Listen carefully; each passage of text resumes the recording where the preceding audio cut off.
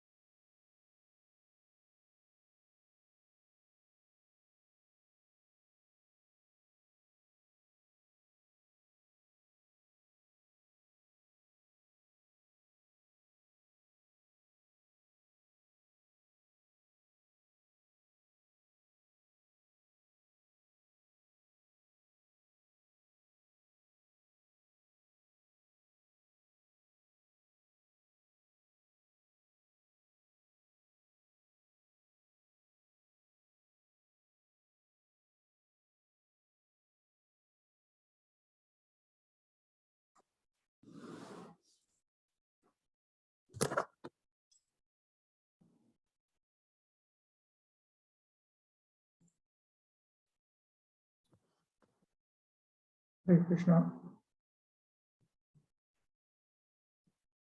So, just give me a minute.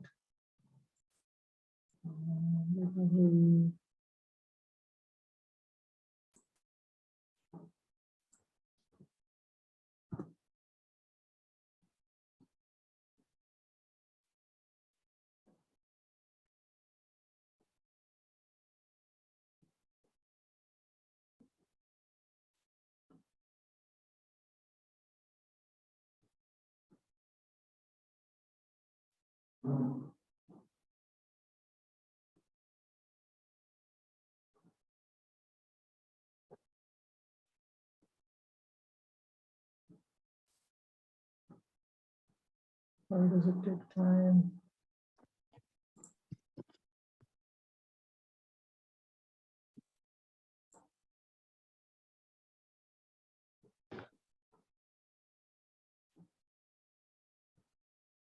Okay.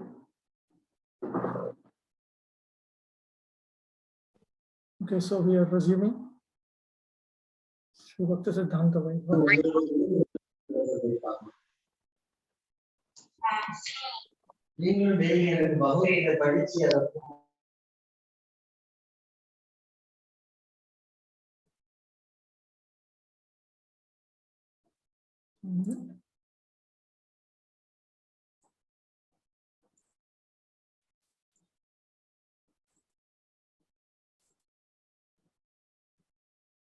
Disappearance.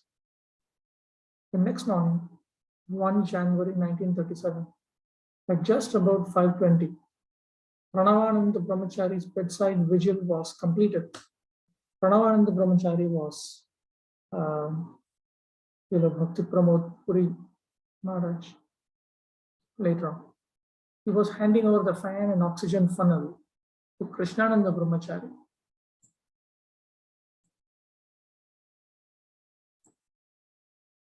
When Srila Bhaktisiddhanta Saraswati aroused, woke up, and whispered, "Who's there?" "It's me, Pranavananda, Prabhupada." Srila Bhaktisiddhanta Saraswati uttered, "Oh, Pranavananda Prabhu." Pranavananda then asked, "How are you feeling, Prabhupada?" Srila Bhaktisiddhanta Saraswati murmured, "Oh, Krishna, Krishna." Hardly had Pranavananda left the room when he was called back by Krishnananda. "Pranava, come quickly, it's over." Thus, after 62 years and 10 months of manifesting unflinching devotion to Shri Radha Krishna in this world, Sri Varshabhanavi Dayitadas rejoined them in the hour of their Nishantalila, pre-dawn pastimes of their eternal cycle of daily activities in Vraja, at the hour of their nocturnal sports. What is this?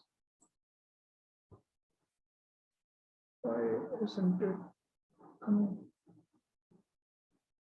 Something's wrong.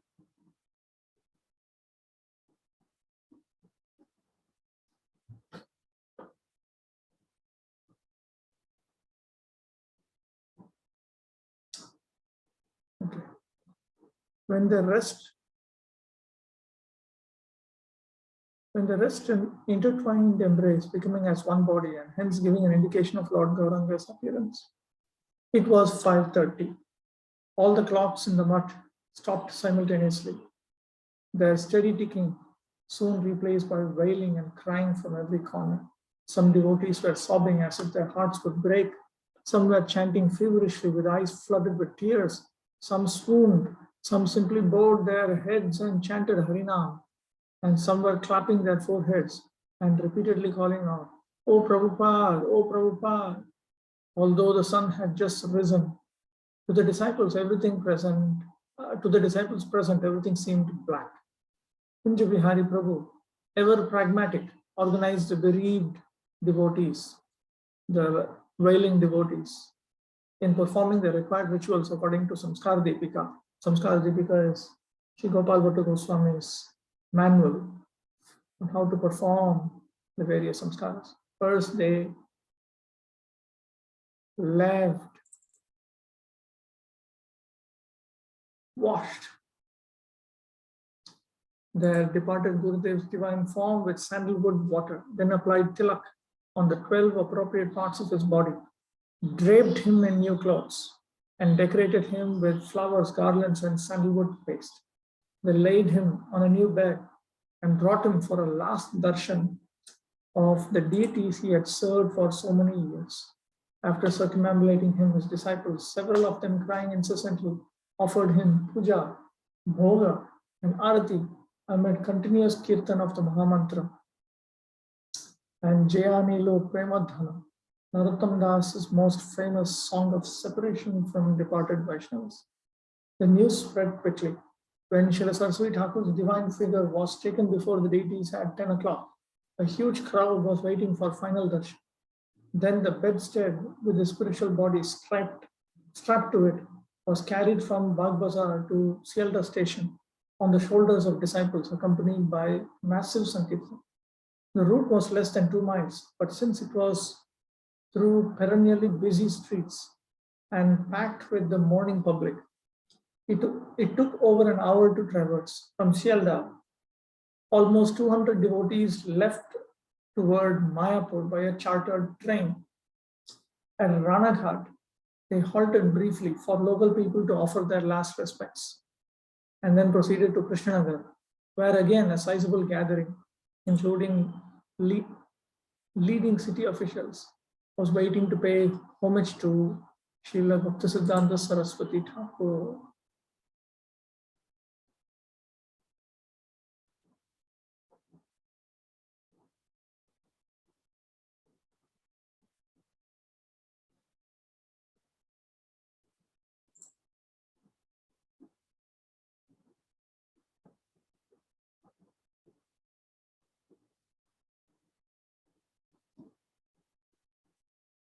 I don't know, for some reason my connection seems to be weak.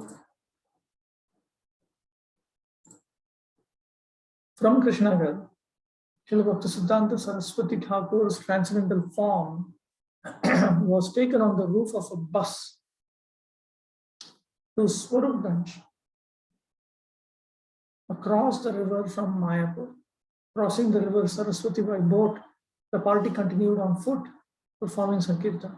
On reaching Mayapur toward evening, the spiritual figure of Srila Bhaktisiddhanta Saraswati was taken around the holy sites, beginning with the Yogapeeth, Shiva Sangha, and Advaita Bhavan, then to Sri Chaitanya Mat, Bhakti Vijay Bhavan, Srila Bhaktisiddhanta Saraswati's house, the Samadhi of Srila Gauranga Das Babaji Maharaj, and Avidya Haran Natya Mandir.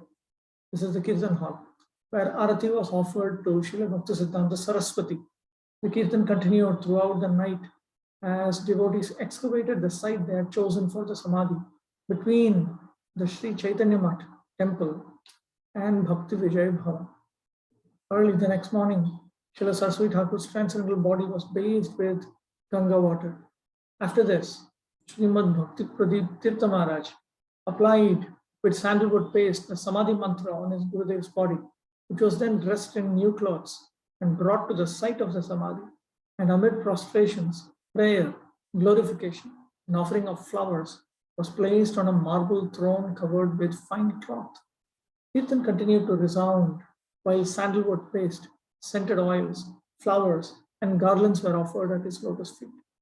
After another arati, and to the accompaniment of his favorite songs, such as Shri Rupa Manjari Pada, Swananda Sukada Kunja Manohara, and Yashomati Nandan, Srila Saraswati Thakur's divine form was interred in Samadhi. Srimad Sridhar Maharaj and Pranavananda Prabhu performed a Vaishnava Homa.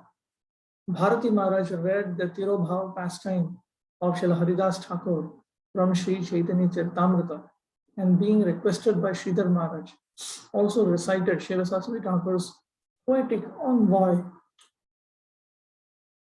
to his Anubhashya on Sri Chaitanya Charitamrita. Sridhar Maharaj was requested to chant Shri Rupa Manjari Pada, as he had done just 2 days before at his Gurudev's wedding.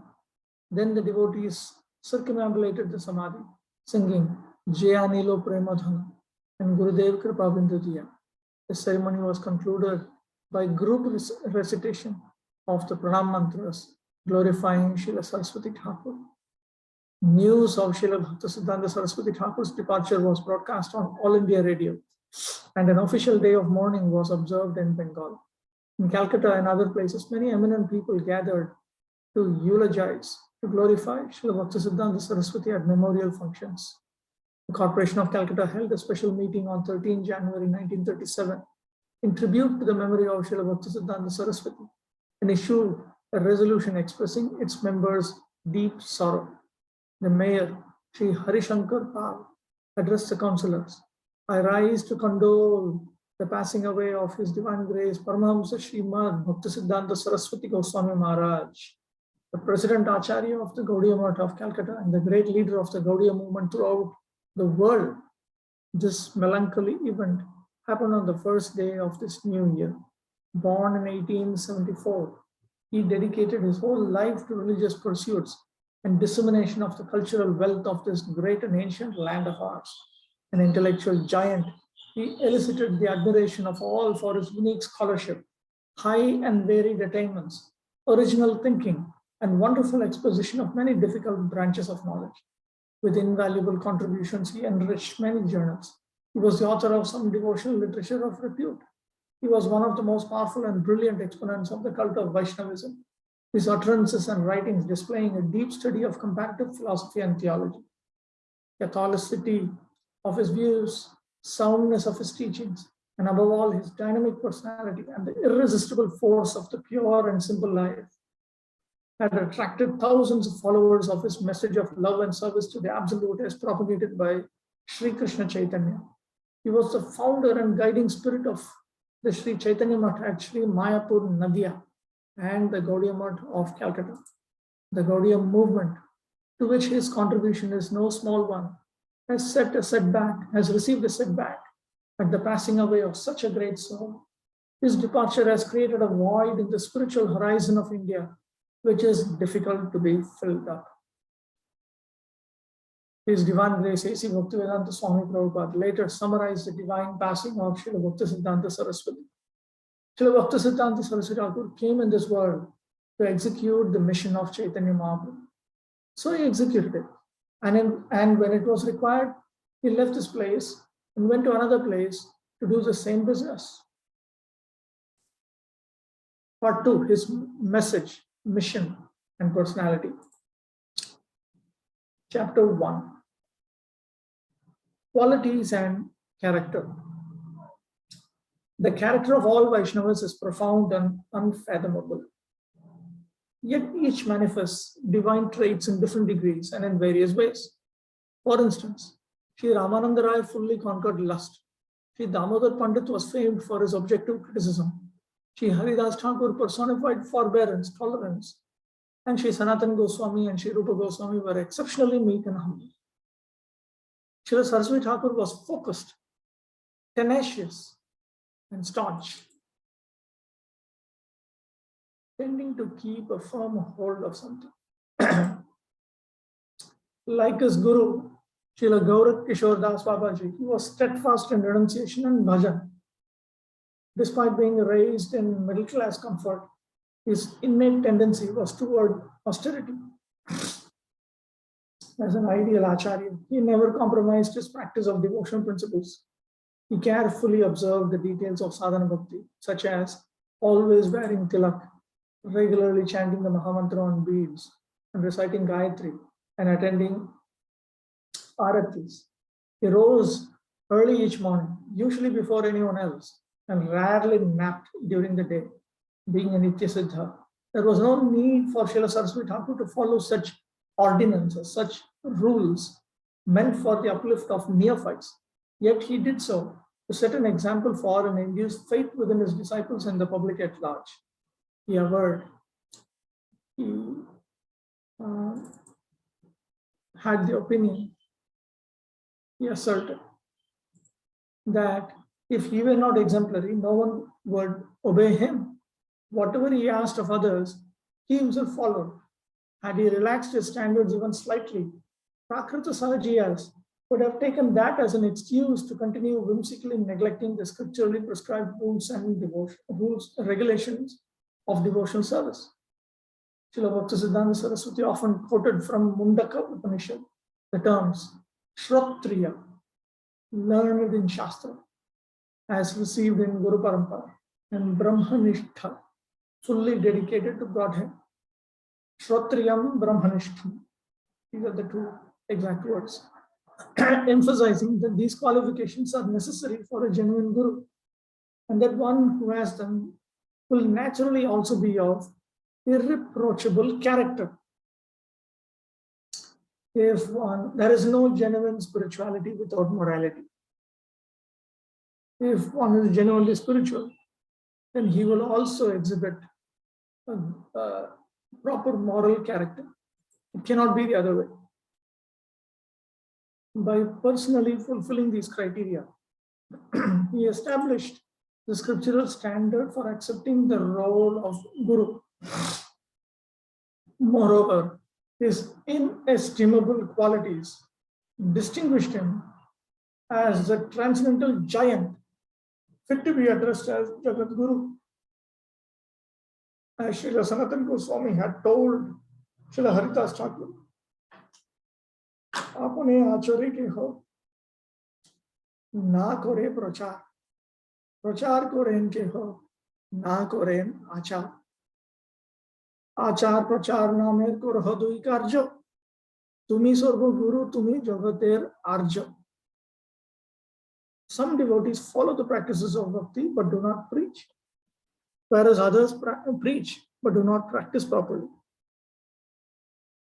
By your behavior and preaching, you simultaneously perform both duties in relation to the holy name. You are the Guru of the whole world, for you are the most advanced devotee in the world. Bhaktivinoda Thakur has written a whole essay based on these two verses. And he points out that the one who only preaches and does not practice is a third-class devotee. This, in my estimate, my own estimate, those who practice only for the sake of preaching, they are also included in this category. Then Bhaktivinoda Thakur says those who practice but don't preach, they are second class. And I estimate that those who preach only for spiritual progress, they would go into this category. Then there are the first class devotees who are well established in Achar and Prachar, which means they're interested in Swaupakar and Paraupakar. The second class devotees are only interested in Swaupakar. The third class devotees are only interested in Paraupakar. Bhaktisiddhanta Saraswati, he demonstrated that a person who has taken the role of an Acharya, a Guru, has to function on that topmost platform. Srila Saraswati Thakur was intense, and he intensely desired that everyone he came in contact with, and indeed the entire universe, embrace his mood of unremitting dedication to Krishna. Never relaxing or slackening. His personality was permeated with utter rejection of anything smacking of worldliness, anything which even resembled worldliness. He rejected it. Worldliness means you're interested in external happiness. Prabhupada said a materialist derives happiness externally, but a spiritualist derives happiness internally. And because his nigh insistence, his near insistence, that others similarly abandon all attachments and fully surrender to Krishna resemble the attack of an aggressor, he was often misunderstood by those he sought to help. Aggressive grace. Srila Bhaktisiddhanta Saraswati's very presence inspired awe.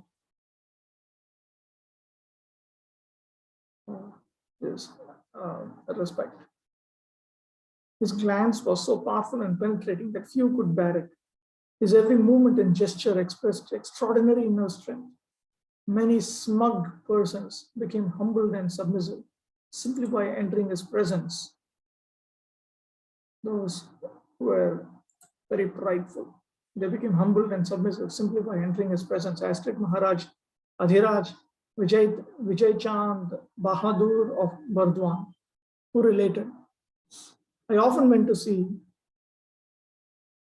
the quote begins here, I often went to see Srila Bhaktisiddhanta Saraswati and naturally bowed at his lotus feet whenever I did. Yet at one point I considered, I am the great Maharaj of Burdwan. Among all the highly respected people in Bengali society, none is more famous or respected than I. Who is this sadhu in comparison to me? Why should I prostrate before him? Next time I won't, and I'll watch how he reacts. On my next visit, I barged in on him and blurted, I have something to say to you. But before I could speak further, my head automatically went to the floor in front of him. I was unable to wait to see his response to my rudeness. End of quote. The canon governing Srila Bhaktisiddhanta Saraswati's life was Krishnarthe Akhila Cheshta. Everything should be done for Krishna. Everything for Krishna, nothing for ourselves. Always busy, satisfying Krishna in innumerable ways. He unwaveringly personified that maxim, day and night, wherever he happened to be.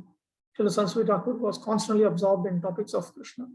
After his heart condition manifested, when people would ask, how are you? He often replied, I'm all right, but Kunja Prabhu does not indulge me in Harikatha, hence I am unwell.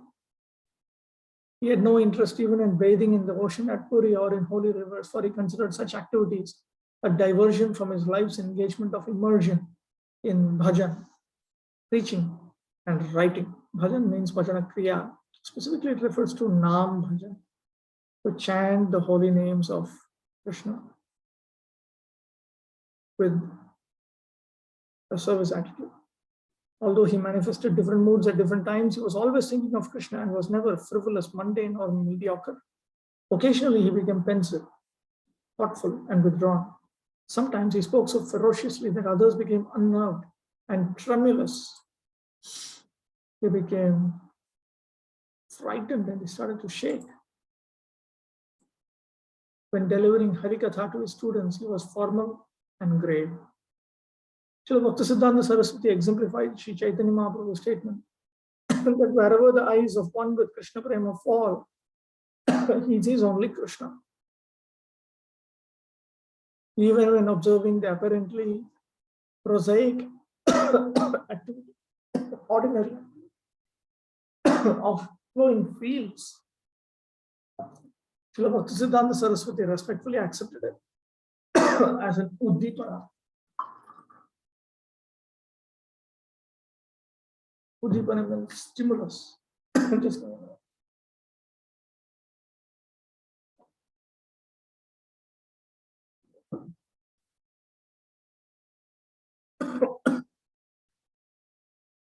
as a stimulus for service to Krishna, because produced from the mud soil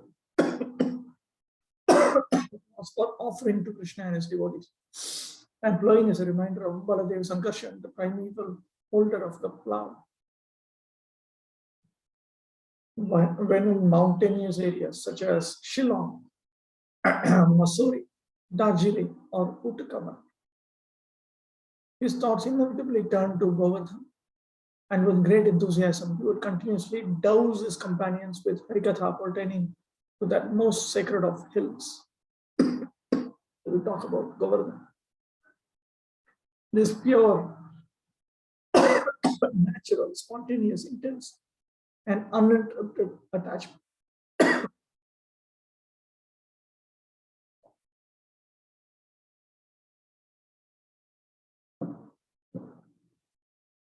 Attachment for Shri Shri Radha Krishna was Srila Saraswati Thakur's inherent and focal lineament. It was that is how he was. which combined with his ability and fervent desire to give Krishna to others, revealed him to be an intimate associate of Lord Chaitanya, come to this plane to execute his mission. As he expressed, if a poor man takes the guise of a philanthropist, he can give away only as much as he personally possesses. But the eternal treasure of the Vaishnava is directly Narayana. If Narayana gives himself, he holds a little back, but the Vaishnava can give Narayana completely. He who possesses genuine knowledge of the whole entity, Krishna, is totally devoted to serving Krishna in all ways, and there is nothing comparable to the lotus feet of such a person. Dynamic, resolute, and compelling, Srila Saraswati Thakur was determined to give Krishna to a world unenthusiastic to receive him. He optimistically embarked on projects that in ordinary estimation seemed unachievable and persevered until realizing them. For him, the word impossible did not exist.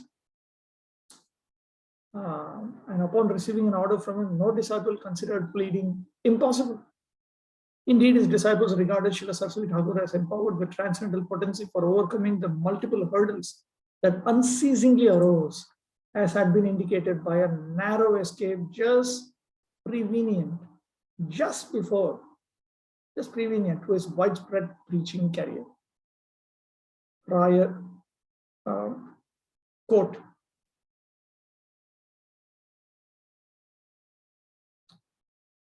prior to renting the house at 1 Ultadingi Junction Road early one morning, Srila Saraswati Thakur, Srila Saraswati Thakur set out with, is this a quote? No, it is not a quote. This is not a quote. Srila Saraswati Thakur set out with Kunja Bihari Prabhu and Ananta Vasudev Prabhu to inspect it. Walking along the path, he was just about to step under a shop awning.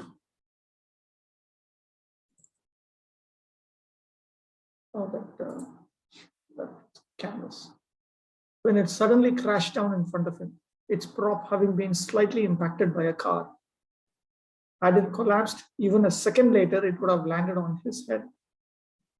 Ananta Vasudev Prabhu later commented, who knows whether this dramatic performance of being mysteriously saved from an unthinkable event and imminent danger on the day of starting an auspicious undertaking for founding Sri Bhaktivinoda Ashram was a harbinger, was an indicator of the future history of the Gaudiya Math. The very day on which the initial preparations for establishing a center for propagating actual truth about the universe, around the universe, were made, our Gurudev made us understand the Shastriya proclamations, the scriptural proclamation, Shreyamsi Bahu Vignani. Many obstacles arise in auspicious activities, and Sri Bhakti Marga Kantaka Koti Ruddha. This second quote is from Sri Prabodhananda Saraswati, Chaitanya Chandramrita. In this world, the path of devotion is beset with millions of thorns. To propagate the truth, one must be ready to take the burden of numerous varied perils, dangers, if not to place one's very life at stake. As the morning speaks for the day, so did our Guru Maharaj predict the future of the Gaudiya Math preaching by staging this pastime to indicate that we should be ready. So Saraswata Gaudiya Vaishnavas have to be like this. If you claim to be a follower of Srila Prabhupada, our own Prabhupada, Srila Prabhupada himself was like this.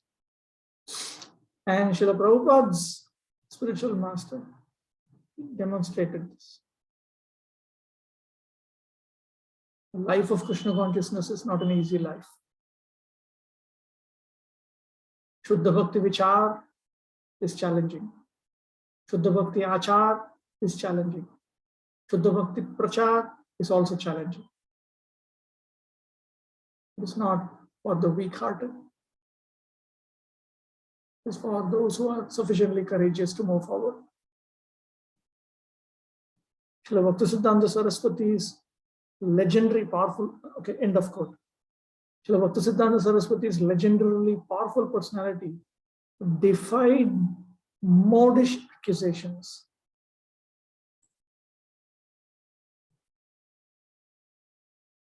fashionable accusations that bhakti was for timorous weaklings, frightened weaklings, and effeminates, people who are not courageous and brave. Yet despite his hard exterior, he was so extraordinarily humble that he would often describe himself as a fallen soul and would request blessings from his disciples or even from common people. He would join his palms and say, "Dasosmi, I am a servant," to whoever approached him, even before they would offer him respect. No one was allowed to touch his feet, not even young boys.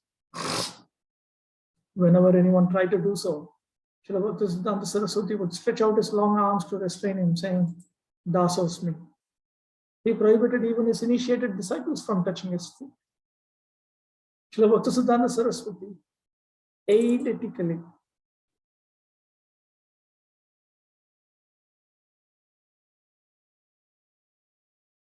this. Wait, let me do one thing. Let me open up my own dictionary.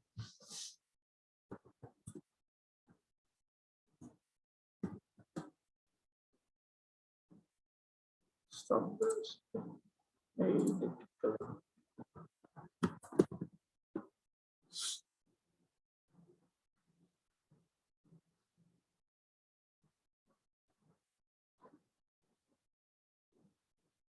Also, something wrong. My connection seems to be so poor.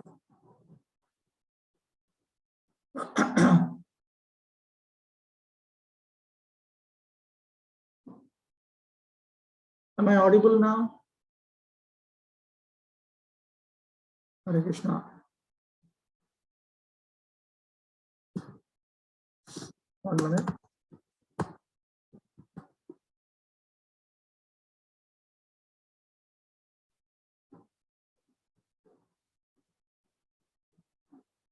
Okay, all right, fine.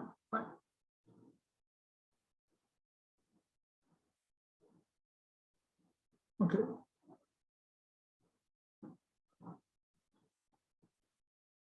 So Srila Bhaktisiddhanta Saraswati, he, with unusual vividness and detail, remembered the names of all his disciples and others he had met. Often, when returning to a place, even after a long time, he would ask by name for certain individuals he had previously met there. Srila Bhaktisiddhanta Saraswati was punctilious in receiving visitors. Whenever, what is this? Ridiculous. This is.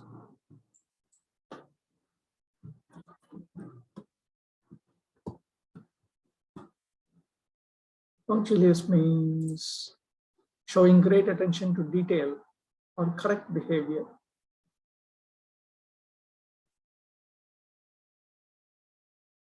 Okay. Whenever he received a letter stating that a person was scheduled to arrive on a certain date and time, he would arrange that one or two brahmacharis meet the guest at the station. Even if the visitor knew the way or had not asked for help, still Srila Bhaktisiddhanta Saraswati would send someone. Once a guest arrived at the mutt late at night and requested Mahaprasad, but was told that there was none. Chanting japa on the veranda close by, Srila Bhaktisiddhanta Saraswati heard that and ordered, "See that he gets Mahaprasad. He has come late at night hungry. Prepare something for him, at least flat rice." Nor was Srila Saraswati Thakur's concern for others limited to those in human form. In Sajjan Toshini, he featured articles denouncing the cruelty of and lauding efforts to curb hunting and cow slaughter. And when in April 1919, he was traveling by horse cart in a rural area of Midnapur district, the driver repeatedly beat the horses all along the 8 to 10 mile route. Srila Saraswati Thakur strongly objected and adjured and requested the local inhabitants to prevent such mistreatment from happening ever again. This is the real Bhaktisiddhanta Saraswati. Such compassion was intrinsic to this great personage who had dedicated his existence for relieving all living beings of suffering. Thus, the character of Srila Bhaktisiddhanta Saraswati can be properly understood only in terms of his overwhelming desire to propagate Shuddha Bhakti, the revolutionary preacher of truth.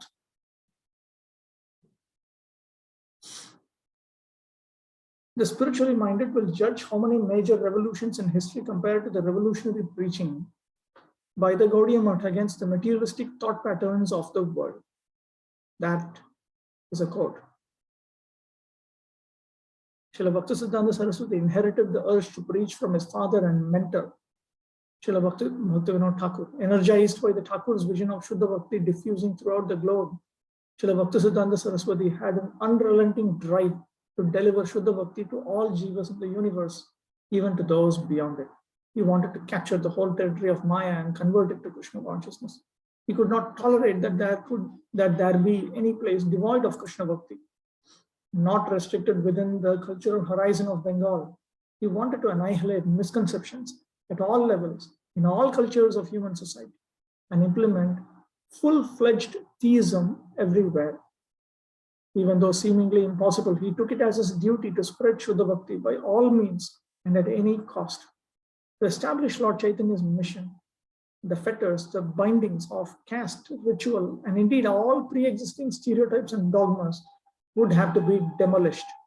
Hence, Srila Bhaktisiddhanta Saraswati inevitably became a revolutionary. His efforts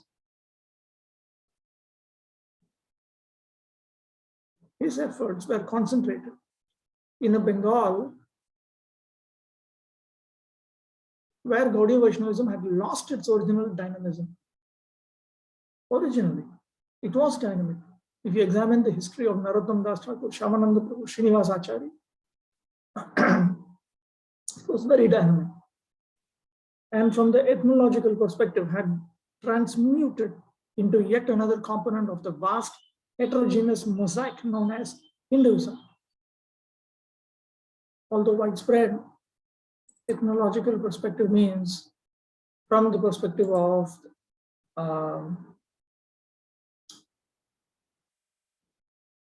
the various peoples.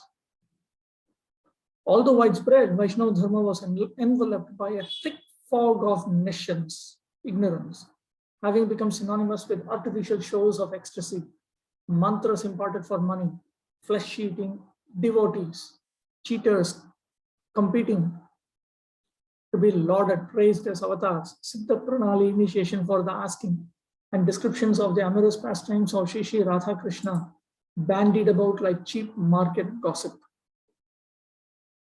In this way, Prakrita Sahajiyas had etiolated, they had made sure that Gaudiya Vaishnava Dharma had lost its vigor or substance. They had etiolated the movement of Lord Chaitanya into a foolish and immoral travesty of Vaishnava Dharma. Foolish and immoral, distorted, absurd representation of the original Vaishnava Dharma given by Lord Chaitanya Mahaprabhu. Srila Saraswati Thakur had to re-establish the genuine parampara, which had all but vanished, to purge, to cleanse the Gaudiya lineage of impurities. He publicly decried ecclesiastical and social conventions that were suffocating Chaitanya Mahaprabhu's sampradaya. So he publicly criticized institutional and social conventions because these were suffocating Lord Chaitanya Mahaprabhu's movement, animated with the heroic spirit of Hanuman in opposing Ravana. Srila Saraswati Thakur committed himself to a lifetime of struggle against the beneficiaries of the rotten status quo. Preaching meant fighting. This is also the picture that Prabhupada, Bhaktivedanta Swami Prabhupada, our Prabhupada gave us. Preaching is not, calling everyone to a party, making friends with them. It's fighting. Fighting, not grossly materialistic fighting, rather it is intellectual fighting. It is intellectual fighting. It is philosophical fighting. Although Indian society had traditionally been deeply religious, Srila Bhaktisiddhanta Saraswati insisted that mere theocentricity was not sufficient. Just being God-centered was not sufficient. Thus, he openly criticized beliefs and practices held sacred, considered to be sacred by most Hindus, such as impersonalism and demigod worship. Our Prabhupada also did all these things with unfaltering determination. He uninhibitedly cudgeled. He, without the slightest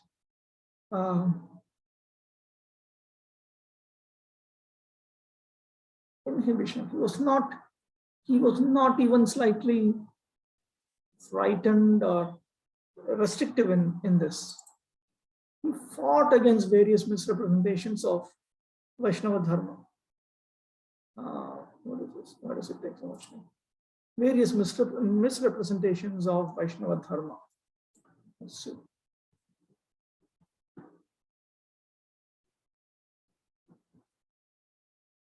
Cudgel means to beat with the cudgel, to beat with a stick. So he, without any restriction, he beat various misrepresentations of Vaishnava Dharma, business in the name of religion, casteism, atheism, Western cultural chauvinism, the idea that the West is axiomatically superior, sensualism posing as spirituality, and innumerable forms of opinionative and deviant philosophies, whatever fell short of pure devotion to Krishna. This was in accord with the intrinsic purport of Srimad Bhagavatam, which singularly among scriptures established the topmost understanding of the Supreme Lord and the individual soul's relationship with Him, and expounded Dharma Projita Kaitava, complete rejection of religious principles that are selfishly motivated. Srimad Bhagavatam teaches Paramadharma, but having rejected Kaitava Dharma, any religious principle that is selfishly motivated, holding that every word of Srimad Bhagavatam outweighs any other opinion, past, present, or future. Srila Bhaktisiddhanta Saraswati likened all religious processes save that given in Bhagavatam to jars of poison with a little milk floating on top. Compose die-stitch, two-line verse based on Bhagavatam's rejection of motivated religious practices.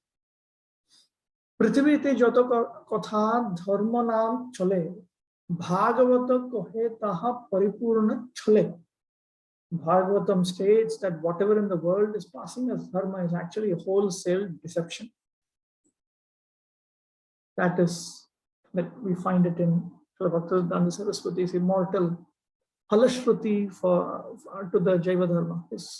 He wrote a conclusion, the benefits of studying Jaiva Dharma. He wrote, and there he presents this. Srila Saraswati Thakur lived for truth. So anyway, let me get back to this. Here is something. He likened all religious processes save that given in Bhagavatam to jars of poison with a little milk floating on top. So this is how he expounded. My teacher, Sri Gopi Pranam Prabhu, also used to say, Srimad Bhagavatam, that is the only scripture mankind needs. Apart from the appearance of Lord Chaitanya Mahaprabhu, the most important event that has taken place in the history of the world was the appearance of Srimad Bhagavatam. That one book, Srimad Bhagavatam. That one book clarifies everything. One book is unsurpassed. That one book, if we simply study it and carry out its instructions as it is coming through the Bhagavata Parampara, then everything that we need to know will be revealed. Srila Saraswati Thakur lived for truth and like a valiant warrior never hesitated to attack the myriad variegated manifestations of falsity, personifying the spirit of Srimad Bhagavatam by insisting that the highest truth is reality distinguished from illusion for the welfare of all. He effectively sifted out the real from the unreal, the servant of the real from the servant of the unreal, the Vaishnava from the non-Vaishnava. He never countenanced, he never glanced at the slightest deviation from the truth, not even by the most eminent or nearest and dearest persons, and would detect, expose, and dissect even the subtlest presence of fallacy in theories and statements that to others appeared entirely plausible, reasonable. He held that all prevalent so-called truths point only to a limited ideal formulated by subjective projection, and thus are actually untruths and impasses. They are, in fact, deadlocks in realizing the truth. He exhorted, do not try to discover the nature of truth by the exercise of your imagination. Do not endeavor to attain the truth through experience of this world. Do not manufacture truth in order to satisfy your erring inclinations or hastily accept anything for the reason that it satisfies such inclinations. Do not regard as truth anything that has been built up or has the support of a majority of people like yourself, nor as untruth anything that is rejected by the overwhelming majority. According to the scriptures, there will be found hardly one in a crore of human beings who really worships the truth. One should always keep this in mind, that there is the more intelligent minority and the less intelligent majority. Manushyanam sahasreshu kashid yatati siddhaye. It is a pyramid. According to the scriptures, there will be found hardly one in a crore of human beings who really worships the truth. What is proclaimed by the united voices of all the people of this world as truth may turn out to be false. Therefore, cease to confront the truth in a challenging mode. The truth is not brought into existence by such arrogance. One has to approach the truth in the spirit of absolute submission. It is necessary to listen to truth. Truth is self-revealing, and only when it is pleased to reveal itself can its actual nature be known to us and not otherwise. Atah Shri Krishna Namadi na bhave grahyam indriyai sevo mukhe hi jihvado swayameva spuratyadaha. He explained why broadcasting the truth was rare. Everyone is eager for adoration by others, not for the absolute truth. Those who make a show of being preachers do not disturb mankind, but rather maintain everyone's present mentality while busily protecting their own existence. Therefore, there is no propagation of the truth, since one's popularity is not served by speaking or hearing the truth. Pure items are rare and not easily attainable, and so are not much appreciated. Similarly, there is no respect for those who do not misguide people, but are busy trying through Sankirtan and Harikatha to turn them toward the Lord. At present, it is fashionable to be cheated by those who, in the name of Dharma, misguide people. Real devotees do not speak to satisfy their audiences. They do not cheat people. Rather, pure devotees reveal the defects of cheaters who love to compromise. Only fortunate persons learn to be cautious after hearing the words of saints. Although the words of genuine devotees may appear to contradict our present taste and experience, nonetheless, they are most auspicious for us. And that also, Bhaktisiddhanta Saraswati Thakur's method of presenting the truth was that we should present the truth in an absolutely unambiguous manner, in a manner that people clearly understand what exactly you want to say and do not have any misconceptions about it. In that manner, we should communicate. Hence, a major focus of Srila Bhaktisiddhanta Saraswati's preaching was to expose cheating in all forms, especially in the spheres of philosophy and religious practice. The basic idea is this: despite all our endeavors, it is the truth that will win, because it is the truth. No matter how much we live in our own imaginations, after all, it is untruth. So what is the point? Unpleasant truth is far superior to pleasant untruth. These are all points which he perennially brought out, repeatedly brought out. He denounced as hypocritical all varieties of religion practiced without the intention of surrendering to Krishna, such as those meant to improve moral, social, or intellectual life, or promote an irenic ambience, peaceful environment, conducive to genteel characterized by exaggerated or affected politeness, refined or respectability, refined sense gratification in this world, those aimed at enjoying enhanced sensual delights in a future birth, and even those aspiring for spiritual liberation but devoid of devotion to Krishna. He presented religion not as a palliative, as a medicine for the pangs of material existence, but as a required alternative to it. He was not interested in becoming famous or respected, in merely creating a good impression, or in becoming a religious icon. He did not have the idea that, first of all, let me create a good impression, let me become respected, let me become a religious icon, because these people are neophytes, they're too foolish to accept the truth. So let me first of all take the first step. So he was not doing this step by step. Let me bring them to one step. Or as one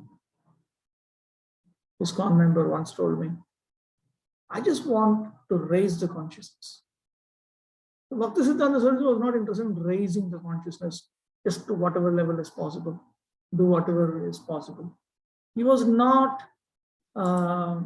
interested in just a mere sincere endeavor to spread Lord Chaitanya's message. He was interested, he was carrying out a targeted pursuit of directly giving the pure message of Chaitanya Mahaprabhu and distinguishing it from everything that is not that. And he was creating his own audience. That is exactly what his followers are meant to do also. Right from the beginning, he was like that. And he wanted his followers also to be like that. He preached to establish Gaudiya Siddhanta, to uphold the dignity of the authentic Gaudiya Sampradaya, and to convince others of the overwhelming necessity of accepting Krishna Bhakti. Now, all of this can only be done by those who have that degree of faith.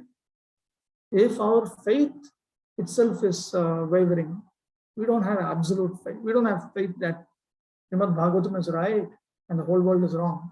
We don't have that kind of faith. You know, we think that, yeah, this is nice. That is also nice. This is also nice. We take this from this, that from this, and not like that. This is right, and everything else is wrong. To whatever degree that compromises with this, it is wrong. So that kind of strong absolute faith, if we don't have, we will not be able to preach like this. Srila Saraswati Thakur refused to be molded by popular demand into the stereotype sadhu of flowery beatitude, passing a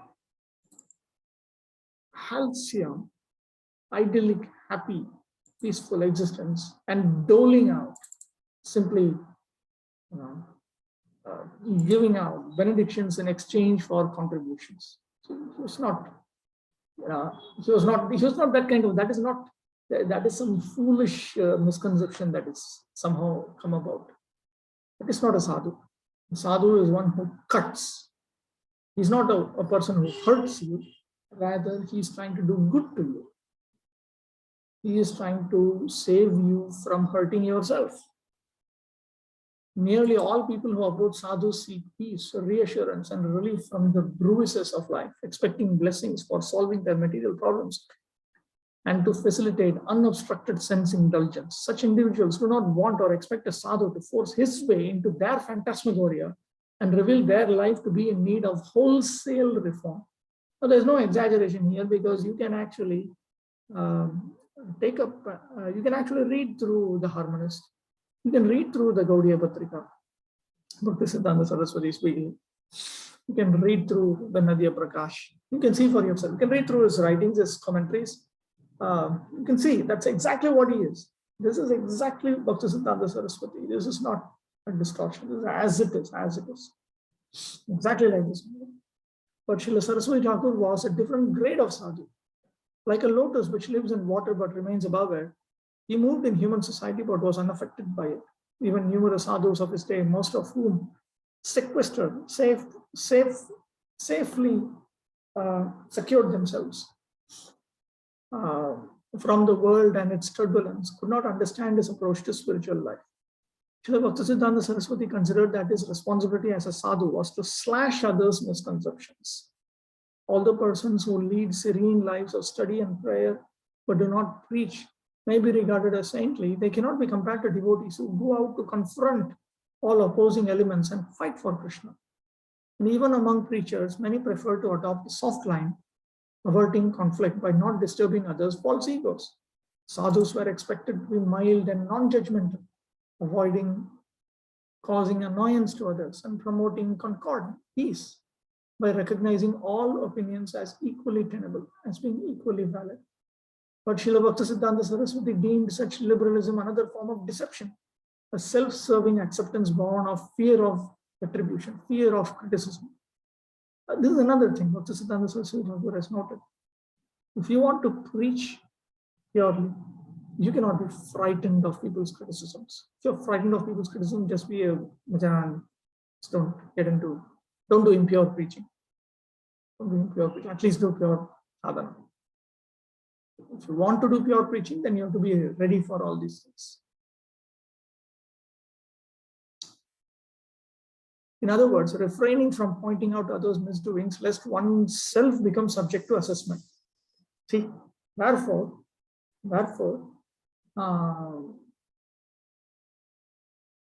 it is very important that unless we practice with purity, we will not be able to preach with purity. Because I make one mistake, then the whole world will point out that one mistake back. And therefore, what do people do? It comes here. He parodied the hypocrisy inherent in such mutual social acquiescence, mutual social agreement by saying, "Main bhi chup, tum bhi chup. I'll be quiet, you be quiet. I'll be quiet about you, you be quiet about me." And we get along. Srila Saraswati Thakur was not for sectarian coexistence, conciliation, or syncretism. He was not interested that we should somehow exist together, we should keep each other happy, or we should somehow or other mix everything up and come up with something new. His sole means for bridging the abyss between others and himself was to exhort them to come to his side. The difference, the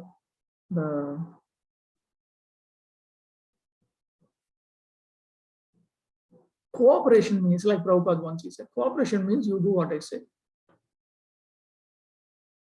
That kind of cooperation.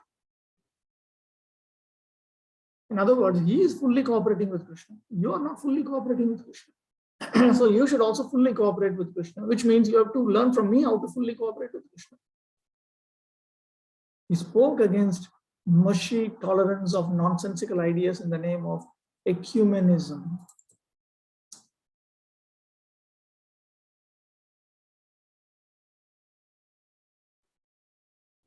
Again,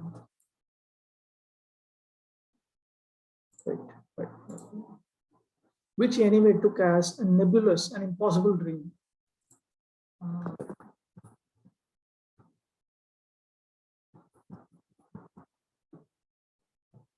The principle or aim of promoting unity, unity of various religious groups, which he anyway took as a nebulous,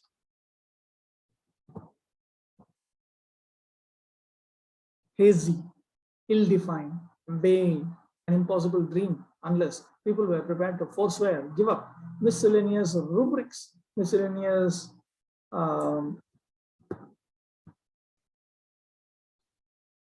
rules, instructions of cheating religion and simply surrender unto Krishna.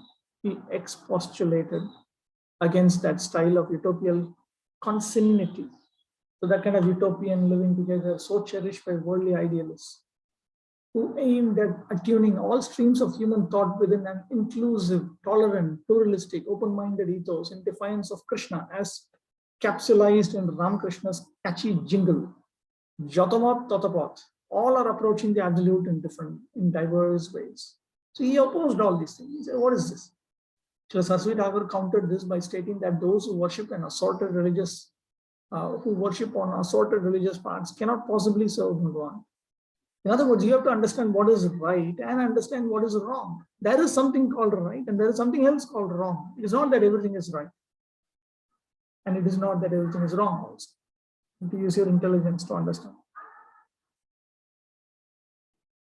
He taught that real harmonizing is achievable only by aligning with Krishna.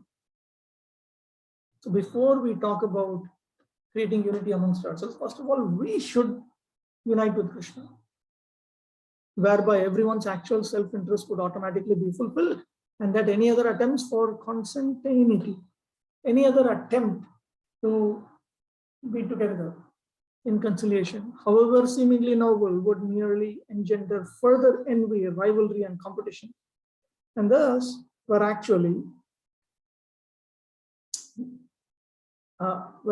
disjunctive and ungodly. In other words, no matter how much you attempt, it will not actually succeed. Srila Bhaktisiddhanta Saraswati, dubbed as pseudo-latitudinarianism,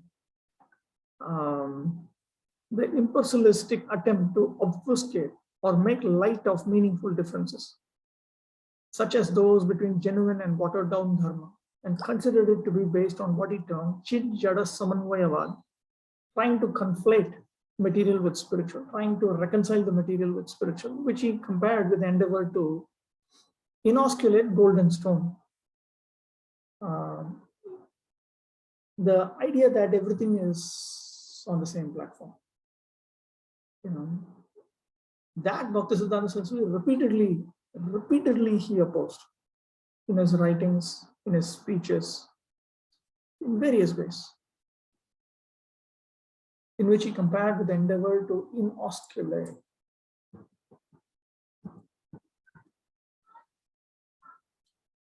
To fit closely together gold and stone. Quote, how can Sat and Asat, devotee and non-devotee, pious and sinful, literate and illiterate, demigod and supreme lord, chaste and unchaste, dharma and adharma, light and darkness, constitutional and conditional, bhakti and abhakti be homologous, be on the same platform? Everything seems all right to those unmindful of the tidings of the internal reality, who cannot enter into its highly subtle understanding. An ignorant boy may claim that his illegible script has meaning, because that of an intelligent person has meaning. And one who does not regard scrawl and meaningful writing as equal will be accused of sectarianism or partiality by the foolish.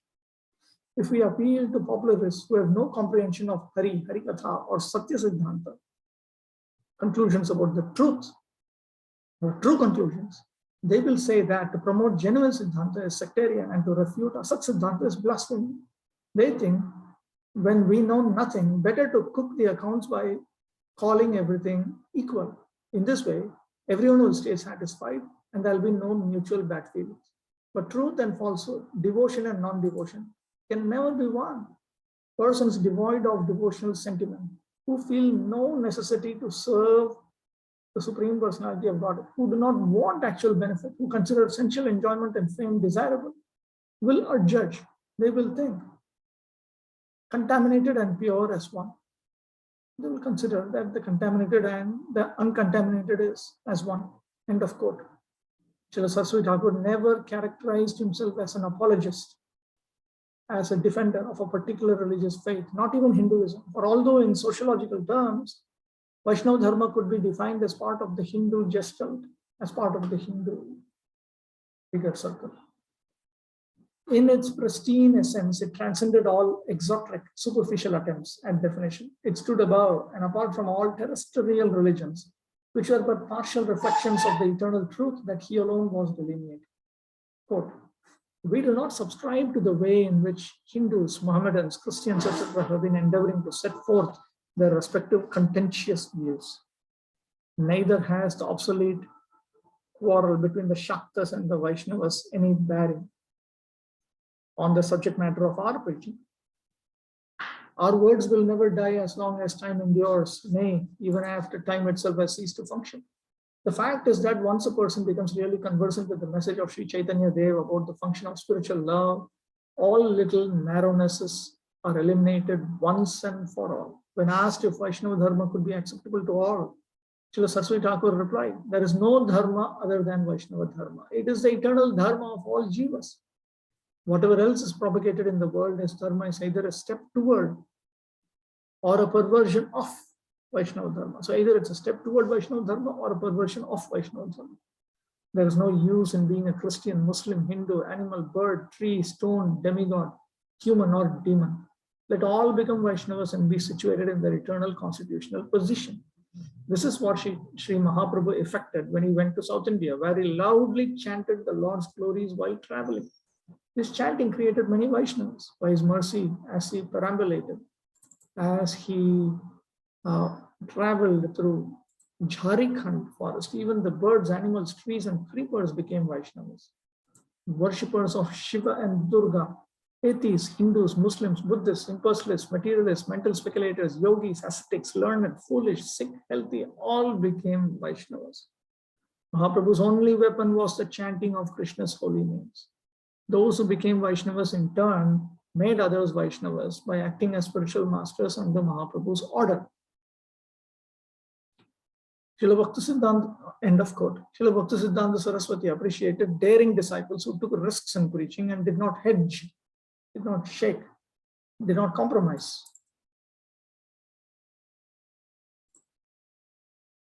Okay.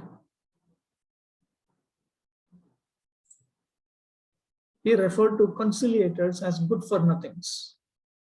Those who try to make everyone happy. Those who try to bring peace, peace, peace. As good for nothings. Or in Bengali, Shader Gobar, bull's dung, a disparaging term meaning useless person.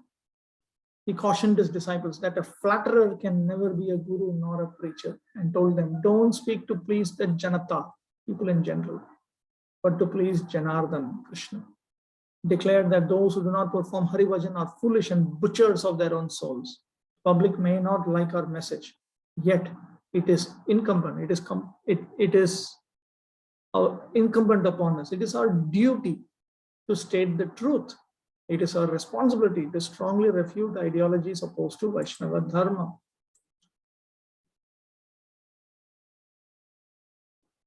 Our previous acharyas did so to a great degree, and our only duty is to follow in their footsteps.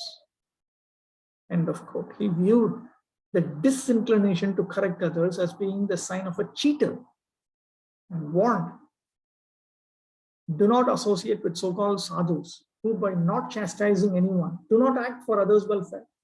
By associating with sadhus, the heart should become purified from sinful propensities. Propensity. That means you don't even have an inclination to engage in an activity that is sinful according to the Srimad Bhagavatam. The present role of sadhus acting for others' mundane happiness can render no well-being whatsoever. End of quote. Srila Saraswati Thakur thus personified Lord Chaitanya's statement, Nirapekshan nohile dharma na jaye rakshane, without being nirapeksha, impartial, aloof from popular opinion, equitable. One cannot protect dharma. He explained that nirapeksha means being unaffected by anything material and remaining steady in the Lord's service. He himself was never swayed by worldly predilections, by different types of worldly likings or dislikings, and by his commitment to speaking only the unbiased truth, he firmly protected dharma. This reminds us that the Nirapeksha Vaishnavas who give up both adharma and material dharma, they are the ones who are absolutely unaffected by everything material. The Parinishchitas engage in material dharma to a small extent on a regular basis, on a daily basis, for the material welfare of society. But the Nirapeksha Vaishnavas are like Bhaktisiddhanta Saraswati. They are not in family dharma, actually. And he's a fine example of Goshti Anandi Nirapekshas. Nirapekshas are not necessarily Bhajananandis, but Goshti Anandis also. Okay. Saraswati Thakur spoke of aggressive grace and often quoted, Pashunam Lagudo Yatha. Lord Balaram, 10th canto of Srimad Bhagavatam, that obdurate, stubborn, inane, silly rascals who cannot be persuaded by reasonable arguments deserve physical punishment, as do animals, although he never encouraged his followers to actually administer such chastisement. Many people deemed Srila Bhaktisiddhanta Saraswati's aggressive triumphalism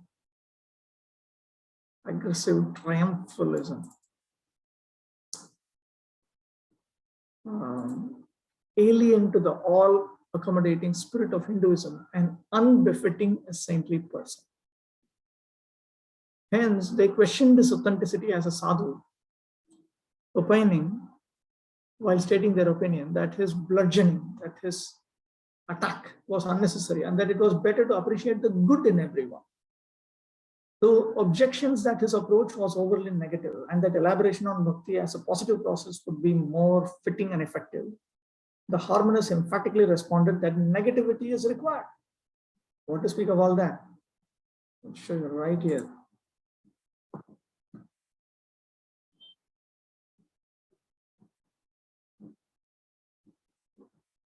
Take this book. This is Rupa Goswami, his Prabhupada's translation. This is Rupa Goswami's own summary of everything he wrote. First verse basically says, don't give in to the urge to speak. Don't give in to the urge of the mind. Don't give in to the urge of the anger and so on. Don't. Negative. That's text number 1. Second one, your spiritual life is destroyed when you do 6 things. The message, don't do this, don't do this, don't do this, don't do this, don't do this, don't do this, don't do this, don't do this. Negative. That's number 2. Then he starts to talk about positives. That's Rupa Goswami. The positive method by itself is not the most effective method of propaganda in a controversial age like the present. The negative method, which seeks to differentiate the truth from non-truth in all its forms. This is direct, and it's harmonious is English, just as it is. It's not a translation, it's just as it is.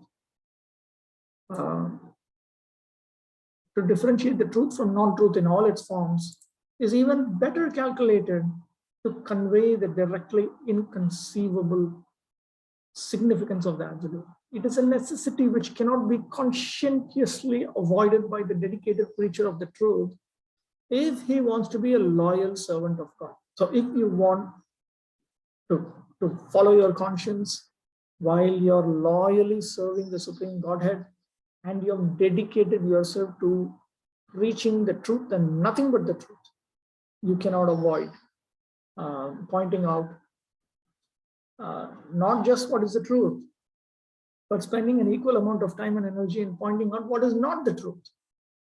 The method is sure to create an atmosphere of controversy in which it is quite easy to lose one's balance of judgment. But the ways of the deluding energy are so intricate that unless their mischievous nature is fully exposed, it is not possible for the soul in the conditioned state to avoid the snares spread by the enchantress for encompassing the ruin of her only 2 willing victims. It is a duty which shall be sacred to all who have been enabled to attain even a distant glimpse of the absolute. And throughout Srimad Bhagavatam, you will find stinging criticism of anything which is not up to the mark of pure devotion service to Lord Krishna.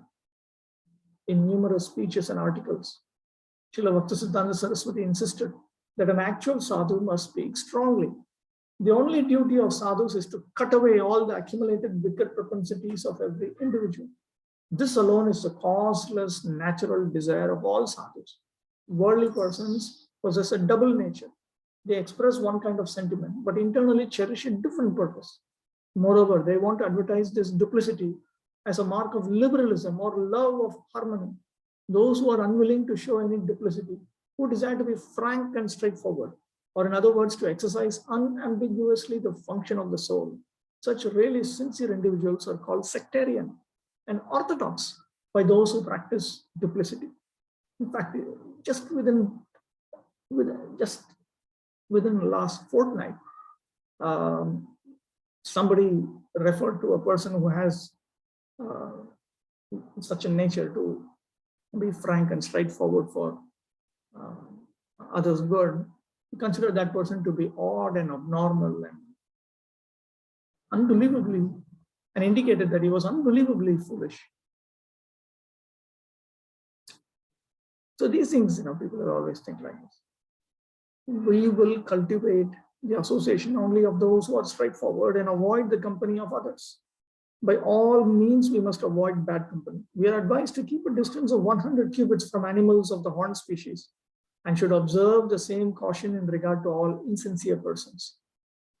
Sincere means non-duplicitous, non-diplomatic.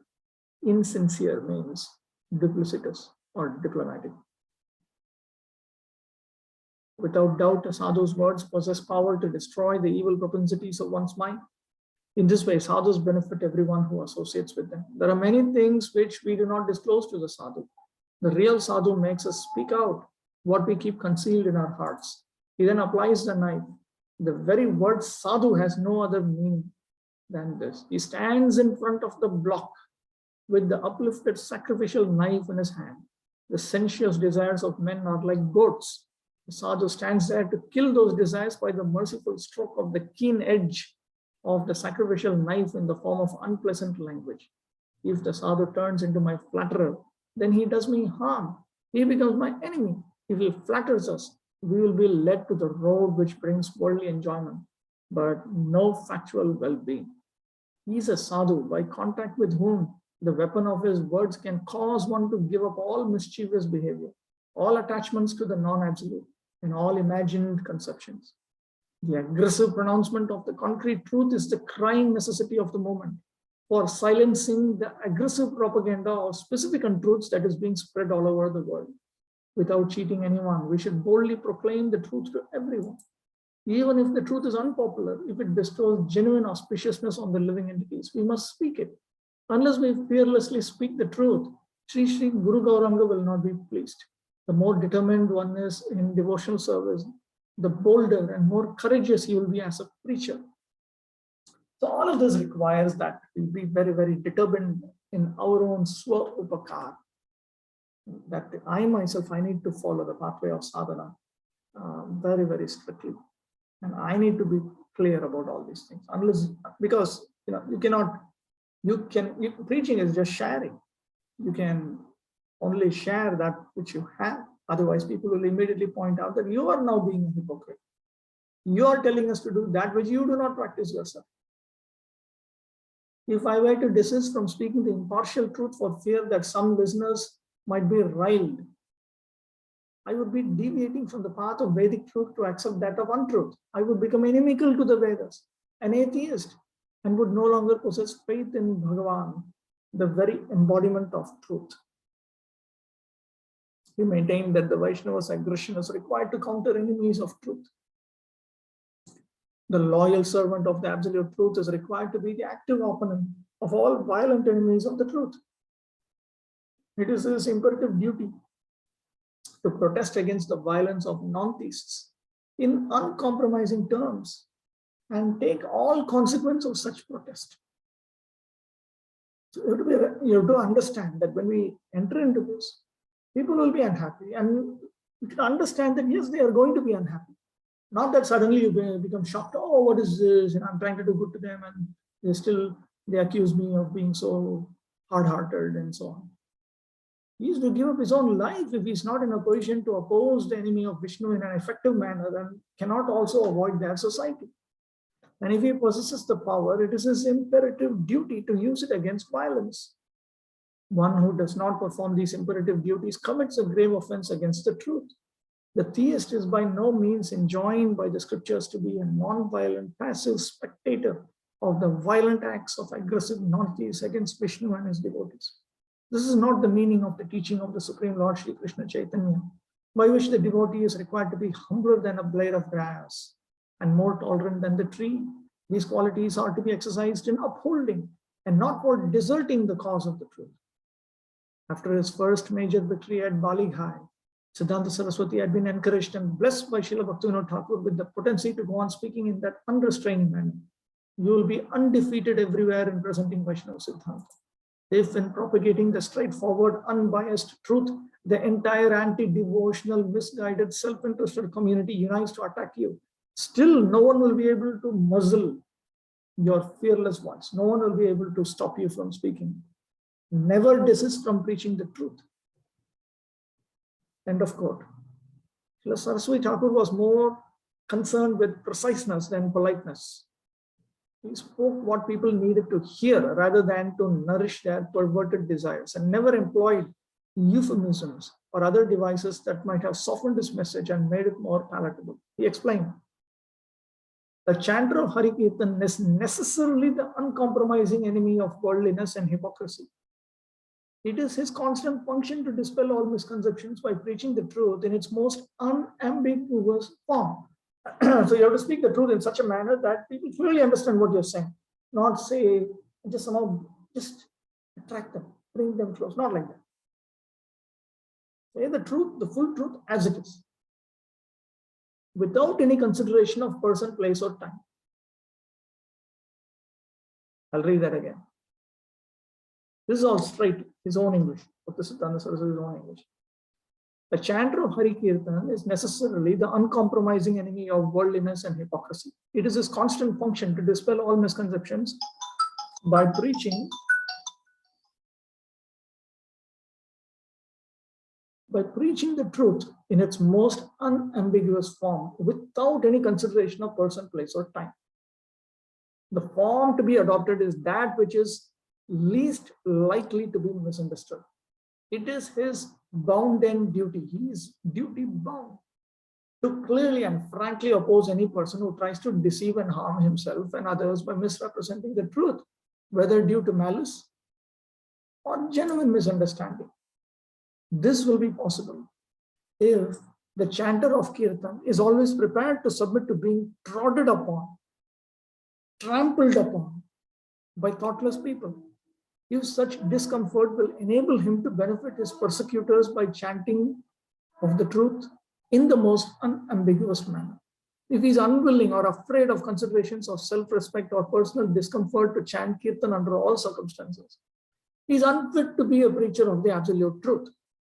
Humility implies perfect submission to the truth and no sympathy for untruth. Those who entertain any partiality for untruth are unfit to chant Hari Kirtan.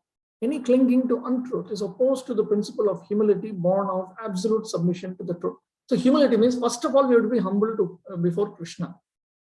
Then we can think about becoming humble before the living entities. First of all, you have to be humble before Krishna, which means you have to surrender to his instructions. Is his instruction, we have to accept it. Yes, this is what it is. I accept Bhagavad Gita, Bhagavatam, Chaitanya Charitamrita. Those who perpetually serve the truth with all their faculties and who have no hankering for the trivialities of this world are necessarily always free from malice born of competing worldliness. Thus, they are fit to admonish themselves. They are fit to criticize, admonish those.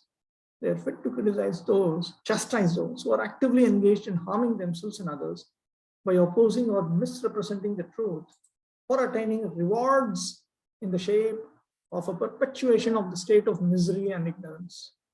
The method employed by the servant of the good preceptor for preventing such misrepresentation of the truth is a part and parcel of the truth itself. It may not always be pleasing to the diseased susceptibilities of deluded mind. The deluded mind does not like this and may even be denounced by them as a malicious act. And the deluded mind may even criticize that you are engaging in an act because you dislike me, because you want to hurt me, with which they are only too familiar because they see it all over. But truthful words from the lips of a loyal and humble servant of Hari possess such beneficent power that all effort to suppress or obstruct those words simply serves merely to vindicate to impartial minds, prove to impartial minds the necessity of complete submission to the absolute truth as the only cure of the disease of worldliness. Humility employed in unambiguous service to the absolute truth is necessarily and qualitatively different from its perverted prototype, practiced by cunning people for worldly gain. The professors of pseudo-humility have reason to fear the preaching of Hari's servant, one of whose duties is to expose the enormous possibility of mischief inherent in various forms of so-called spiritual conduct when they are prostituted for serving the untruth. As His Divine Grace A.C. Bhaktivedanta Swami Prabhupada later wrote, no compromise. Ramakrishna, avatars, yogis, everyone was enemy to Guru Maharaj. He never compromised. Some godbrothers complained that this preaching was a chopping technique and it would not be successful. But we have seen that those who criticized fell down. End of quote. Such a contentious stand was certainly at odds with the ecumenic current of the world. It was not politically correct. Let me say like that. It was not in line with the religious tendencies of the world and could not be substantiated merely by polite speeches. The extent of prevalent religious distortion necessitated a fittingly forceful response. Thus, Srila Bhaktisiddhanta Saraswati displayed no qualms, no restrictions about transgressing hallowed, sacred, social norms by openly criticizing venerated religious leaders and remained unruffled at being deemed profane. He was not even slightly shaken when he was being counter-criticized by those concerned more with the sham of refined manners than the truth, by those who considered that it is more important to be very refined and soft and sweet and smiling and filled with sympathy, empathy, and so on. His disciples, who had to bear the backlash provoked by his unabashed outspokenness, were forced to comprehend his position and articulately defend it from repeated upbraidings, repeated chastisements by indignant persons, by irritated persons who demanded to know why Srila Bhaktisiddhanta Saraswati spoke so demeaningly. Why did he say that these are also low class? His assertiveness, urging whomever he met to immediately accept Shuddha Bhakti as the sole purpose in life, left no scope for opponents to vacillate. So they didn't, they did not have multiple opinions about him. They said, no, it should be, what is all this? He's saying everything you should do. The only thing, in fact, you should be doing is devotional service unto Lord Krishna. That is the only thing you should be doing. And by that, he actually meant something. Don't enter into family life. If you are unmarried, don't enter into family life. Join the mutt, completely serve Krishna. Krishna is your only family.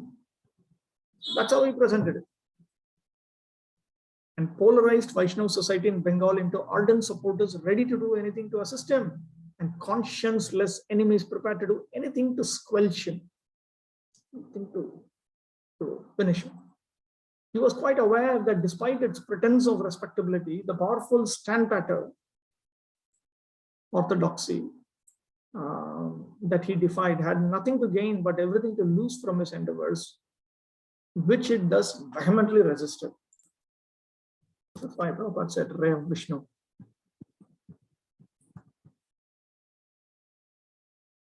Let me have 1 minute.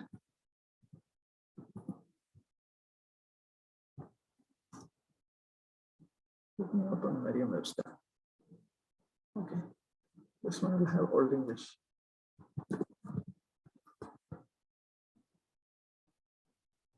Okay, standpatter.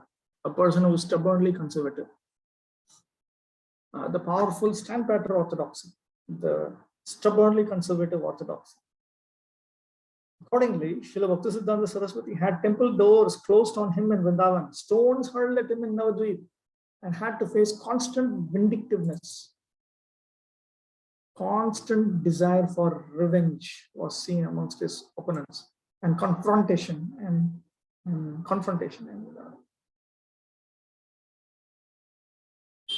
fights, including even bids on his life, including even life threats. But despite taking all risks and provoking enmity, he remained unshakably confident and never wavered in his resolve, knowing that he could not be defeated, for his message had been received from the infallible source of Sadhu, Shastra Guru.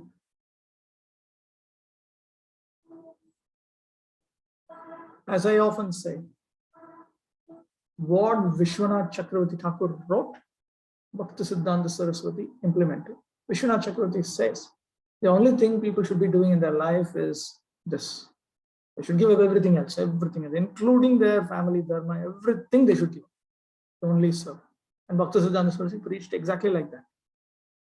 Exactly like that.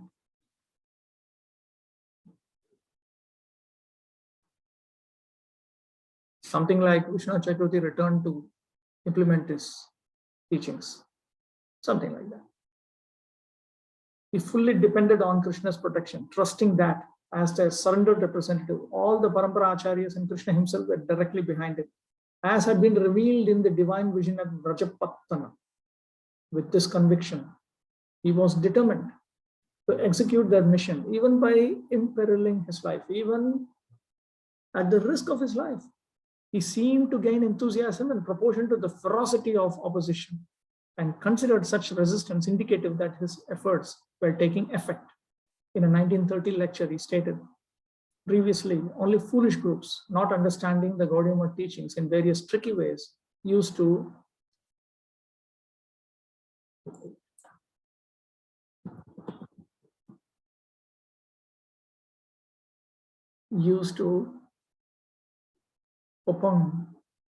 fight again, used to call into question, imitate, and compete with us, or just make monkey faces at us.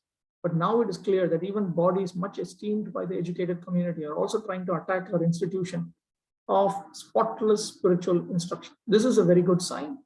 If this is happening in the beginning of our preaching activities, what could be more auspicious? Just as in homeopathic treatment, if initially the aggravation increases and the thermometer rises, that means the medicine is having effect. Let us hope that next year we will get 100 times more obstructions to our broadcasting of truth, 100 times more strength to overcome such obstacles, and 10 million times more enthusiasm for service. We also wish auspiciousness to those who oppose us. This is what is meant by the pure preaching of the teachings of Lord Sri Chaitanya Mahaprabhu. This is also what our Prabhupada taught us. This is what it is. In accord with his wishing auspiciousness to opponents, and lest his followers imbibe his trenchant style, sans the deep compassion from which it was born, Srila Saraswati Thakur revealed to them his inner feelings. Let me not desire anything but the highest good for my worst foes. And factually, despite his fighting approach, he bore no malice toward anyone. It is purely on the basis of conception. No personal animosity here. It is just that he wanted that they be given the opportunity to surrender unto Krishna's lotus feet in a very forceful manner, even though they very forcefully did not want it. And factually, despite his fighting approach, he bore no malice toward anyone. It was not his intention to become anyone's enemy, for he was the genuine well-wisher of all. But as a propagator of the ultimate truth, which alone could bestow actual beatitude, happiness upon all, he was obliged to point out discrepancies in whoever contested his propagating that truth.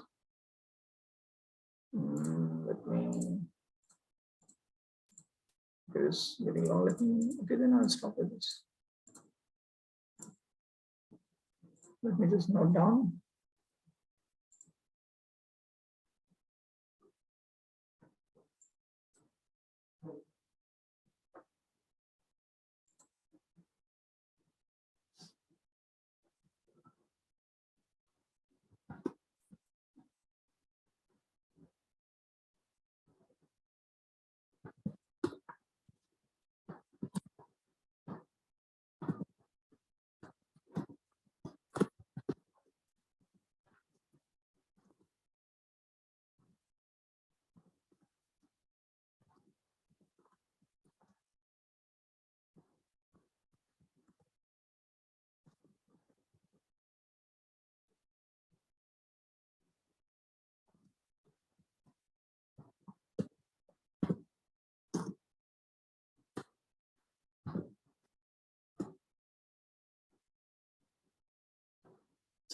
All right.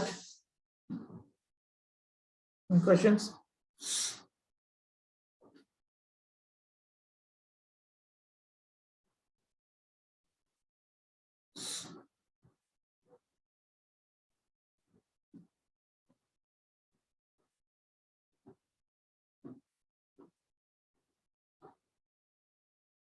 Bankim Govinda Prabhu, just give me a minute.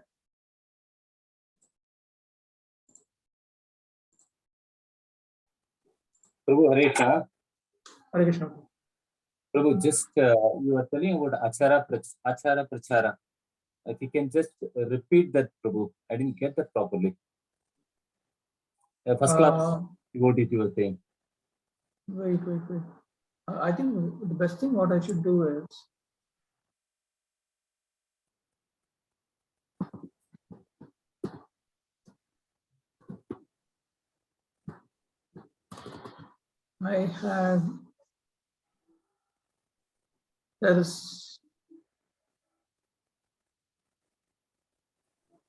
there are three levels of devotees Bhaktivinoda Thakur is talking about. There are those who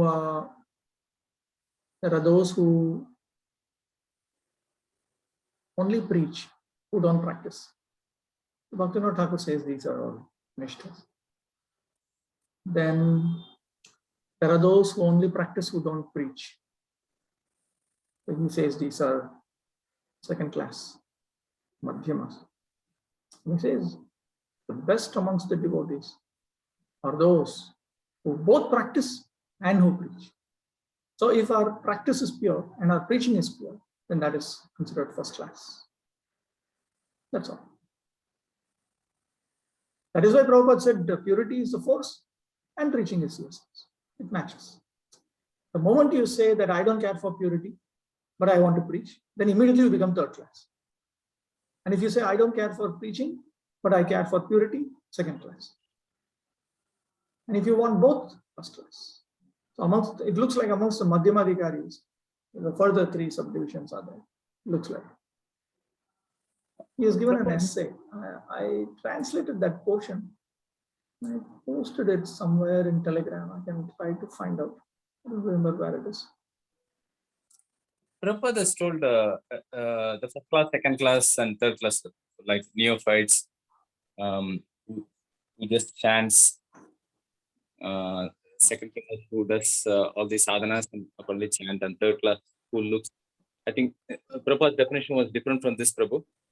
No. I think that there is Kanishta Vaishnava, Madhyama Vaishnava, Uttama Vaishnava. But okay, within the Madhyama Vaishnava, there are further, it looks like there are further. Within because a Madhyama Vaishnava is supposed to do both practice and preaching. Oh, okay, Prabhu. Fine. Madhyama Vaishnava is supposed to do both, no? So if I do, I have actually seen devotees like this. I've seen all three types actually. Achar refers to the endeavor to benefit oneself. Prachar refers to the endeavor to benefit others. There are devotees who actually think that I should not, my 16 rounds itself is just for others' benefit. They don't even understand that 16 rounds is for me to progress. I need to progress. But they think, no. This is for others' benefit. My duty, I have only one duty in life. To spread Krishna consciousness to the rest of the world. So they think that even my Mangalarti, my everything, my Guru Seva, my Vaishnava Seva, everything, my reading Bhagavad, everything is actually meant for preaching. For preaching, I require practice. Therefore, if I don't practice, I cannot preach. Therefore, I'm doing. So this is the third class devotee that Bhaktivinoda is talking of. Oh. Then there are second class devotees who are Bhajanandi types. That also we have seen. There are devotees who actually, they don't really care for the world. They care only that they want to progress. They preach why? Because they preach, by preaching, the Guru becomes happy, Krishna becomes happy, this one becomes happy, that one. And if they become happy, then I can progress and I can attain lower. So they ultimately have no desire to benefit others, but they're going through the motions so that they can attain. So that is second class. And then we have also seen first class, within this threefold, we can see, we have seen Madhyama Vaishnavas who genuinely understand that no, I need to attain the perfection of sadhana bhakti, but others also need to attain. So they clearly understand there are two tracks. So we have seen it's not some strange thing that Bhaktivinoda is writing about. Thank you, Prabhu. Okay. Anything else? All right. So we'll continue next week. Anchakalpatarubhyashcha kripasinubhyo vacha patitanam pavanebhyo vaishnavebhyo namo.